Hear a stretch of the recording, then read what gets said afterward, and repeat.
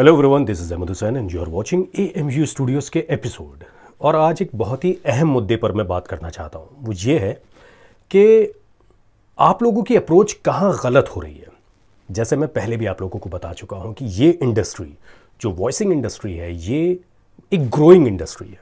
अभी ठीक से लोग इसको समझ नहीं पाए हैं, ठीक है ना। चंद लोगों के हाथ में अभी ये इंडस्ट्री है, जो फैक्ट है। बिल्कुल आपको क्लियर बता रहा हूँ मैं। अगर यूट्यूब ने बूम नहीं किया होता तो बहुत सारे लोग इस सब चीज़ों के बारे में जान ही नहीं पाते। फिल्में कैसे एडिट होती हैं, फिल्में कैसे डब हो रही हैं, एक ऐड कैसे डब हो रहा है, कहाँ डब हो रहा है, वो कौन सी सिटी है, वो कैसे अप्रोच करना चाहिए, वगैरह वगैरह वगैरह। इस सिलसिले में मैं एक जिक्र करना चाहूँगा कि आज मेरे साथ एक्चुअली किसी ने मुझे आज एक दोपहर में एक कॉल किया। तो उसने मुझे बोला कि सर, वो एक ख़ातून थी, एक हैदराबाद की एक्चुअली थी वो, और उनकी जो ज़बान थी वो तेलुगु और हिंदी और उर्दू का एक टच आ रहा था उनके अंदर। ठीक है, चलो ये एक बात रहे। और दूसरी बात, वो मुझे कॉल करी, उन्होंने कॉल किया और मुझसे बोलने लगी कि सर मैं बहुत कोशिश किया मैंने, और मुझे काम नहीं मिल रहा है। अच्छा, मैंने सोचा कि ठीक है, अच्छा। तो फिर क्योंकि वो मेरी जानने वाली थी, एक्चुअली मेरी एक रिलेटिव के जानने वाली थी वो, तो मुझे पहले भी कॉल कर चुके थे। तो मैंने उन्हें 3-4 बार चीज़ें बताई थी कि ऐसे ऐसे ऐसे कर लो, लेकिन फिर उनका कुछ हुआ नहीं। तो उन्होंने मुझे आज कॉल किया, तो आज मैंने सारी चीज़ें नोट डाउन की कि आखिर ऐसी कौन सी प्रॉब्लम है जो आपके जैसे 90% लोगों को प्रॉब्लम आ रही है। ये जो इस इंडस्ट्री में काम करना चाहते हैं या चाहती हैं, क्यों नहीं कर पा रही, ऐसी क्या वजह है। तो मैंने उनसे सवाल करना शुरू किया। तो मैंने सबसे पहले उनसे ये पूछा कि भाई आप मुझे एक बात बताइए कि जब आप अपने सैंपल बनाती हैं तो वो उसका बनाने का प्रोसेस क्या होता है, तरीका क्या होता है। तो उन्होंने मुझसे बोला कि कुछ नहीं सर, मेरे पास एक मोबाइल है सैमसंग का, और मैं उस पर रिकॉर्ड करती और मैं भेज देती हूँ। मैंने कहा बहुत अच्छी बात है भाई। मैंने कहा सबसे पहले गलती तो आप यही करती हैं। फिर मैंने पूछा कि आप उन सैंपल्स को भेजती कहाँ हैं।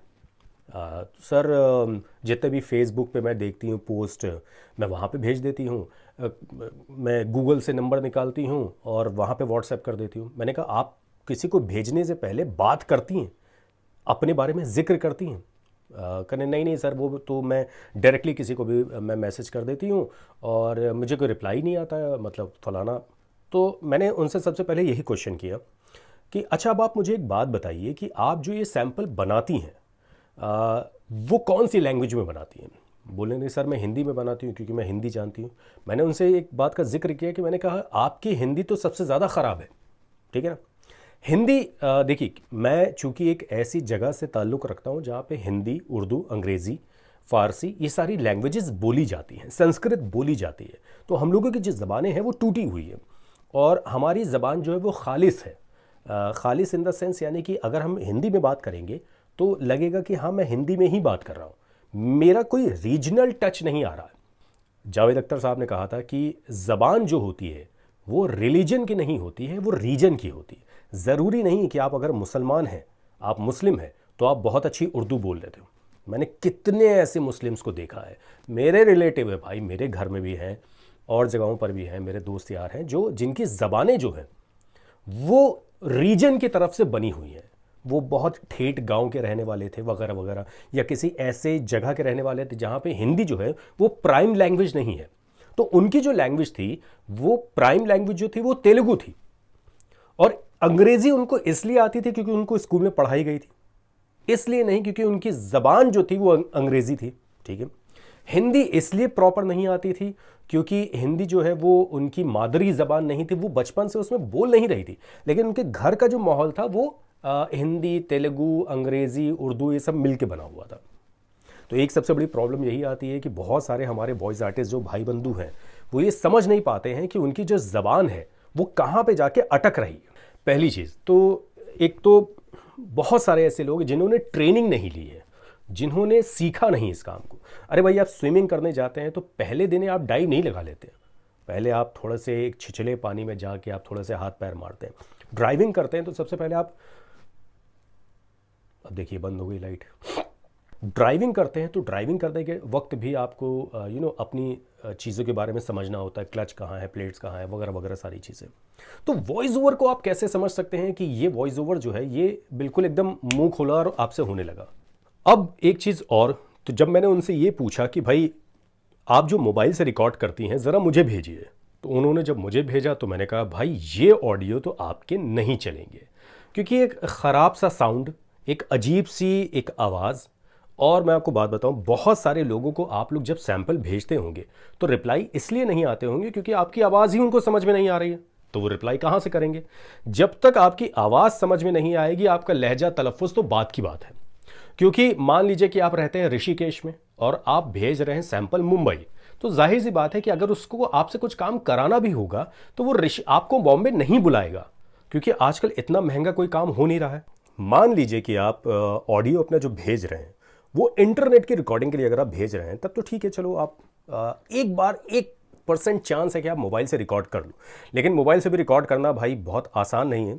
मैं यहाँ पे एक कार्ड चल रहा होगा जहाँ पे लिंक है, अगर आप उस पर क्लिक करेंगे तो मैंने इसमें दिखाया है कि मोबाइल से कैसे रिकॉर्ड किया जा सकता है, लेकिन हर मोबाइल इतना अच्छा रिकॉर्ड नहीं करता। तो मैं आप लोगों से एक गुजारिश ये करूँगा कि एटलीस्ट अगर आप लोग इस इंडस्ट्री में काम करना चाहते हैं तो भाई आप लोगों को अपने इक्विपमेंट, आपको अगर टैक्सी चलानी है तो टैक्सी आपको ही लानी पड़ेगी ना। अगर आप कहीं राजमिस्त्री का काम करने जा रहे हैं तो आपको टूल्स तो अपने ही लाने पड़ेंगे ना।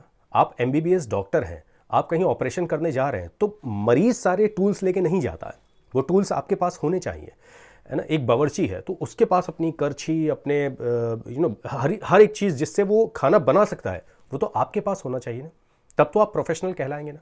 कोई आपको रिप्लाई क्यों नहीं करता है? पहली बात तो ये है कि आपके जैसे ही वो आपको कॉल करता है या मैसेज करता है वो आपसे एक चीज़ पूछता होगा, नहीं पूछता तो मुझे नहीं पता, लेकिन मैं तो ज़रूर पूछता हूँ कि आपके इक्विपमेंट्स क्या हैं आपके पास में। क्योंकि मान लीजिए कि मेरे पास में कोई एक स्क्रिप्ट आई जिसमें मुझे आपकी आवाज़ अच्छी लग गई और वो आपने भेजा था किसी स्टूडियो से रिकॉर्ड करके, और वो स्टूडियो से रिकॉर्ड करके आपने भेजा तो भाई उस स्टूडियो के जो चार्जेस वगैरह थे वो भी आपको, जाहिर सी बात है, आपको बेयर करने होंगे। फिर आपको अपने लिए भी पैसा रखना होगा, फिर कन्वेंस का होगा, फिर वो स्टूडियो खाली है नहीं है, अवेलेबल है नहीं है। अच्छा एक चीज़ और मैं बता दूं, जिस स्टूडियो में आप रिकॉर्ड करते हैं ज़रूरी नहीं है कि आपने जिस लेवल, जिस इंटेंसिटी, जिस इमोशंस के साथ आपने रिकॉर्ड करके आपने जो सैंपल भेजा था, दोबारा आप जाएंगे तो आप वैसा रिकॉर्ड कर पाएंगे। हो सकता है कि आपका रिकॉर्डिस्ट कोई दूसरा चेंज हो गया हो, ठीक है ना। तो सेम स्टूडियो, सेम माइक से डिफरेंट आउटपुट निकलते हैं। ऐसा नहीं है कि एक आउटपुट निकलेगा। मशीनें सिर्फ एक जरिया है, लेकिन मशीनें होनी चाहिए, जाहिर सी बात है। तो मैं अपने वॉइस आर्टिस्ट भाइयों को एक सलाह ये देना चाहूँगा कि भाई आप लोग प्लीज़ अगर इस इंडस्ट्री में आ रहे हैं तो दो बातों का ख्याल रखिए, टेक्निक्स एंड टेक्नोलॉजी। ये दो चीज़ें हैं जो आपको सफलता की सीढ़ी पर ले जाएंगी। टेक्निक्स यानी कि आपको अपनी मशीनों को, अपनी वॉइस को, अपने लहजे को, एक मॉड्यूलेशन को कैसे कमांड करना है, ठीक है ना। दूसरा, जो टेक्नोलॉजी आप यूज़ कर रहे हैं यानी कि microphone, sound card, headphone, software, ये सारी चीज़ें, जो एटमॉस्फेयर है आपका अगल बगल का, जो आपका एरिया है, उसको कैसे इस्तेमाल कर रहे हैं, इन सारी चीज़ों के ऊपर भी आप लोग को ध्यान देना पड़ेगा। भाई जाहिर सी बात है, बड़े बड़े स्टूडियो क्यों बनते हैं?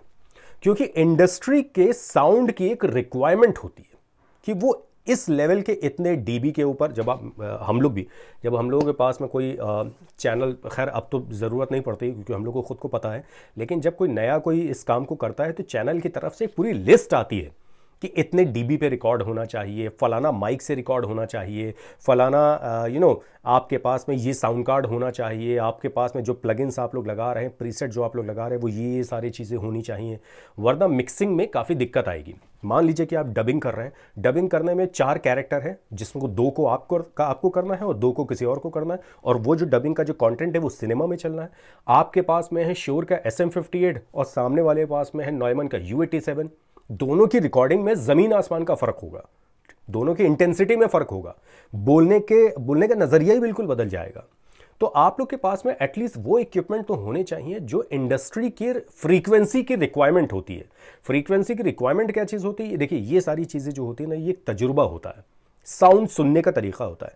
मैं आप लोगों को एग्जाम्पल के तौर पर बता देता हूँ कि अगर मान लीजिए आपको पढ़ना सीखना है, वैसे तो आप लोग स्कूल में बहुत करते होंगे, बहुत सारी रीडिंग करते होंगे, बहुत अच्छा आप लोग पढ़ लेते होंगे, लेकिन आज मैं आप लोगों को एक तरीका बताता हूं कि अगर हम लोग किसी को सिखाते हैं, उनमें बहुत सारे तरीक़ों में से एक तरीका ये भी है कि जिससे आप लोग अपनी जबान को, लैंग्वेज को जो लड़खड़ा रही है, जो अटक रही है, जो कहीं फंस रही है, जिसके पास पॉजेस नहीं है, वो कैसे अपनी चीजों को सुधार सकता है। उसका स्टेप एक है। ऐसे 50 स्टेप में से कोई एक स्टेप मैं आपको बताने जा रहा हूं। मान लीजिए कि आपको पढ़ना है और पढ़ने का आपको स्टाइल समझ में नहीं आ रहा है, ठीक है ना। मान लीजिए कि फॉर एग्जांपल मेरे पास में एक प्रकाश पंडित द्वारा संपादित एक किताब है डॉक्टर अल्लामा इकबाल की शायरी के ऊपर, जिन्होंने सारे जहां से अच्छा हिंदुस्तां हमारा, हम बुलबुलें हैं इसकी गुलसितां हमारा, उन्होंने जो लिखा था, उनके एक कुछ चंद लाइन्स हैं। मैं आपको पहले एक तरीके से पढ़ के दिखाता हूँ, फिर आपको समझाऊंगा कि इसको कैसे पढ़ना। इंसान खुदा से कह रहा है, ठीक है ना। आप खा के नीचे नुक्ता ज़रूर लगा लीजिए कि खुदा से कह रहा है, ना कि खुदा से कह रहा है। खुदा और खुदा में फ़र्क होता है। खुदा वो जो सड़क जिससे खुदती है, और खुदा वो जो हमारा रब, हमारा ईश्वर, ठीक है। मैं इसकी एक स्क्रीनशॉट दे दूंगा, वीडियो में लगा देता हूँ यहीं पे, ताकि आप लोग उसको पढ़ पाइए। तूने ऐ मेरे मालिक रात बनाई, मैंने दिए जलाए। तूने मिट्टी उत्पन्न की, मैंने उससे प्याले बनाए। तूने धरती को वन, पर्वत और मरुस्थल प्रदान किए, मैंने उनमें रंगीन फूल खिलाए। मैंने उनमें रंगीन फूल खिलाए, हंसती हुई वाटिकाएं सजाई। मैं विष से त्रियाग बनाता हूं और पत्थर से आईना। ऐ मालिक सच सच बता, तू बड़ा है या मैं। अब तरीका क्या हो सकता है इसको पढ़ने का? पहली चीज तो ये है कि जैसे फ्लैट रीडिंग मैंने आपको बताई, लेकिन अब इसकी थोड़ी सी स्पीड बढ़ा दीजिए, स्पीड अप कर दीजिए कि तूने है मेरे मालिक रात बनाई, मैंने दिए जलाए। तूने मिट्टी उत्पन्न की, मैंने उससे प्याले बनाए। तूने धरती को वन, पर्वत और मरुस्थल प्रदान किए, मैंने उसमें रंगीन फूल खिलाए। हंसती हुई वाटिकाएं सजाई। मैं विष से त्रियाक बनाता हूं और पत्थर से आईना। ऐ मालिक सच सच बता, तू बड़ा है या मैं। आपको बात बताऊं, फिर उसके बाद थोड़ा सा इसको टोन अप डाउन कर दीजिए और थोड़ा सा लो इंटेंसिटी के साथ पढ़िए, और थोड़ा सा इसको स्पीड डाउन कर दीजिए।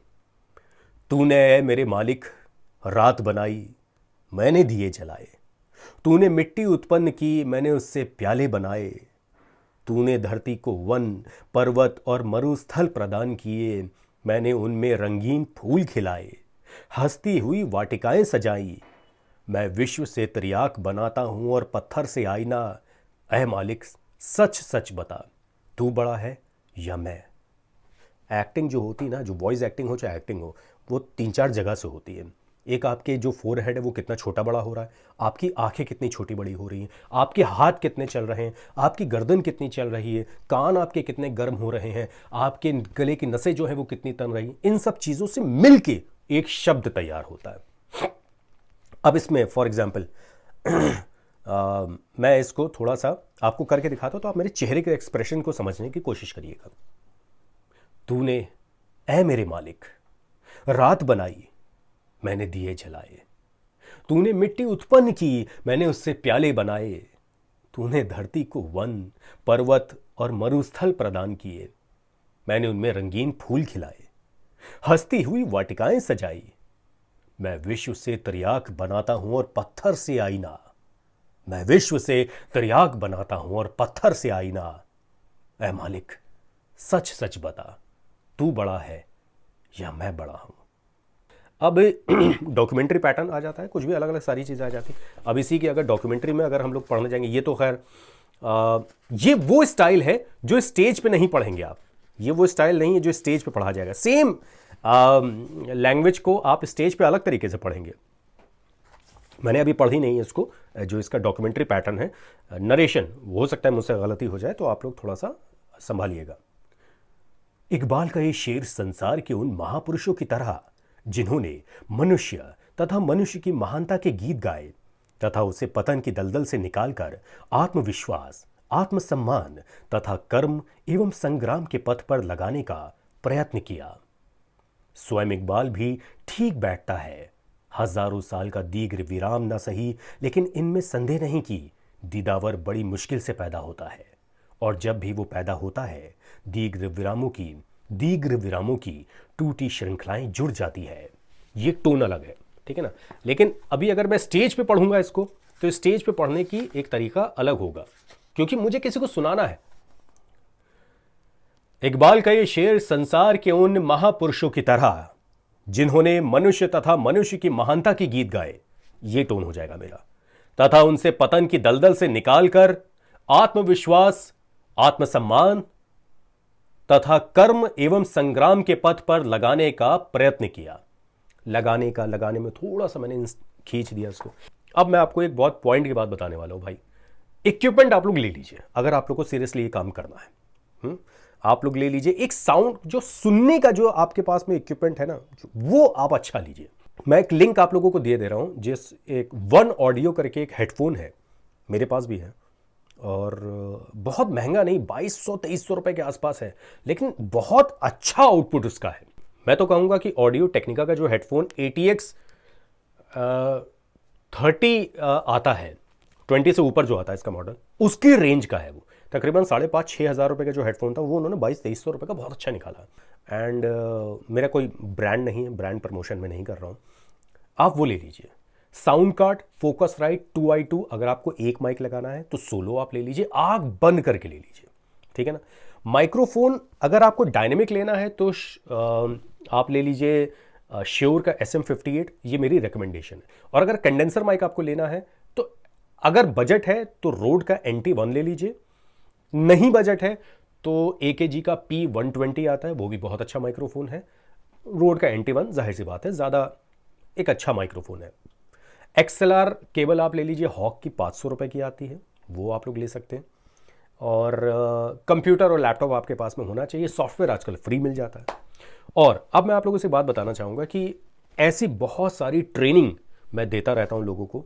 अगर आप लोग को ट्रेनिंग चाहिए है, voice over techniques, technology, software, editing, sound mixing, mastering, तो इन सब से रिलेटेड मैं एक कोर्स लेकर आ रहा हूँ जो बिगनर के लिए, जाहिर सी बात है कि प्रोफेशनल लेवल के जितने भी कोर्सेज होते हैं उसके लिए मैं अनाउंसमेंट नहीं करता हूँ, उसके लिए बिगनर कोर्स से होके जाना पड़ता है। नवंबर में सारे बैचेस स्टार्ट हो रहे हैं। अक्टूबर में मैंने कुछ नहीं किया, कोई बैचेस अभी एक्टिव नहीं किए, जो ऑलरेडी चल रहे थे उनको ही ख़त्म किया। नवंबर से 10 नवंबर से मेरे बैचेस स्टार्ट हो रहे हैं। अगर आप लोग इनरोल कराना चाहते हैं, कुछ सीखना चाहते हैं, क्योंकि ये इंडस्ट्री आने वाले कुछ समय के बाद में ऐसा बूम करने वाली है जैसे यूट्यूब किया था, उसी तरीके से आप लोग अपने आप को अगर ट्रेन करना चाहते हैं तो आप लोग मुझसे जुड़ सकते हैं। और बस मैं इतना कहना चाहूँगा कि आप उन खातून की तरह ये गलती मत करिएगा कि बग़ैर सीखे, बग़ैर किसी के अंडर ट्रेनिंग में आए हुए, बग़ैर इंटर्नशिप किए हुए या बग़ैर नॉलेज के आप जो सैम्पल्स अपने भेज रहे हैं उससे कुछ हासिल नहीं होगा। मैं आप लोगों को बहुत सारी चीज़ें बताऊंगा, सिखाऊंगा। वैसे ऑलरेडी आप लोग यूट्यूब वगैरह पे मेरी वीडियोस देखते रहते होंगे। 10 नवंबर से बैचेस स्टार्ट हो रहे हैं। 10 नवंबर, 15 नवंबर और 20 नवंबर ये डेट है जिनसे बैचेस स्टार्ट हो रहे हैं। इसकी कोर्स की डिटेल क्या होगी आप लोगों को अगर जानना है तो आप लोग, बिगनर बैच है ये, अगर आप लोग को जानना है तो मुझे व्हाट्सएप करिए, your name, your age, your city, और सब्जेक्ट में डालिए ऑनलाइन नवंबर, सब्जेक्ट लिखिएगा, सेमीकोलम लगाइएगा, ऑनलाइन नवंबर, तो मुझे पता चल जाएगा, तो फिर मैं उस पर डिटेल सेंड कर दूंगा। और जितने लोग को भी एडमिशन लेना है वो जल्द से जल्द ले सकते हैं। फ़ीस इसलिए ज़्यादा नहीं बिगनर की क्योंकि प्रोफेशनल बैच की मेरी बहुत ज़्यादा फ़ीस है, तो आप लोग भी ये समझ पाएंगे कि मैं कर पाऊँगा नहीं कर पाऊँगा, हो पाएगा नहीं हो पाएगा, क्या है वगैरह वगैरह सारी चीज़ें। तो चलिए मुझे दीजिए इजाज़त। अगर ये एपिसोड आपको अच्छा लगा है तो प्लीज़ लाइक कीजिएगा, शेयर करिएगा, कमेंट करिएगा, सब्सक्राइब ज़रूर करिएगा, लेकिन सीखिए ज़रूर, बग़ैर सीखे काम नहीं चलेगा बाबू। ठीक है, खुदा हाफिज़।